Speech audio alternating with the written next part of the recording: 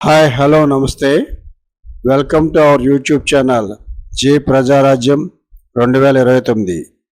మీరు కనుక మన ఛానల్ ఇంకా సబ్స్క్రైబ్ చేయనట్లయితే దయచేసి వెంటనే సబ్స్క్రైబ్ చేయండి. మేము చేసే వీడియోలని మీకు వెంటనే నోటిఫికేషన్ వస్తాయి.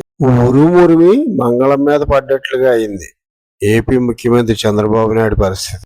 ఆంధ్రప్రదేశ్లో చంద్రబాబు నాయుడికి కేవలం జగన్ మాత్రమే ప్రత్యర్థి. ఇక్కడ తెలుగుదేశం పార్టీ, వైసీపీ పార్టీలే ప్రత్యర్థి పార్టీలు.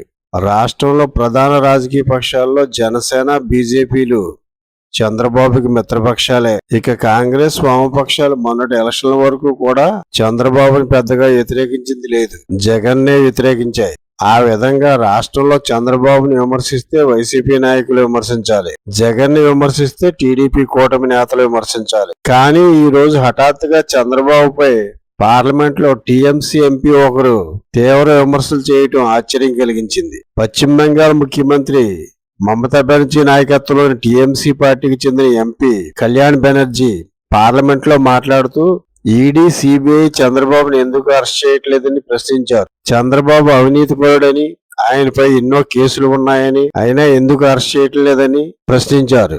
కళ్యాణ్ బెనర్జీకి తెలుగుదేశం పార్టీ ఎంపీ బైరెడ్డి శబరి ధీటుగా బదిలిచ్చారు. చంద్రబాబు గురించి తెలుసుకుని ఎంపీ మాట్లాడాలని శబరి అన్నారు. అప్పటి ముఖ్యమంత్రి జగన్ ఒత్తిడి తీసుకొచ్చి లోకల్ సిఐడితో చంద్రబాబుని అరెస్ట్ చేయించారన్నారు. అయితే అసలు ఇదంతా ఎందుకు? టీఎంసీ ఎంపీ చంద్రబాబుపై ధ్వజమెత్తాల్సిన అవసరం ఏంటి? శత్రువుకు శత్రువు మిత్రుడు, అలాగే శత్రువుకు మిత్రుడు శత్రువే.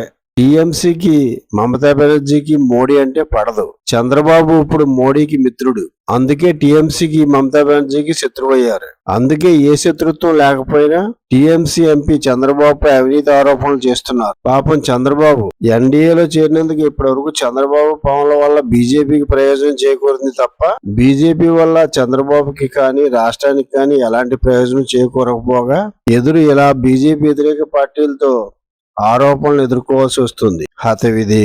ఈ వీడియో కనుక మీకు నచ్చినట్లయితే లైక్ చేయండి, షేర్ చేయండి.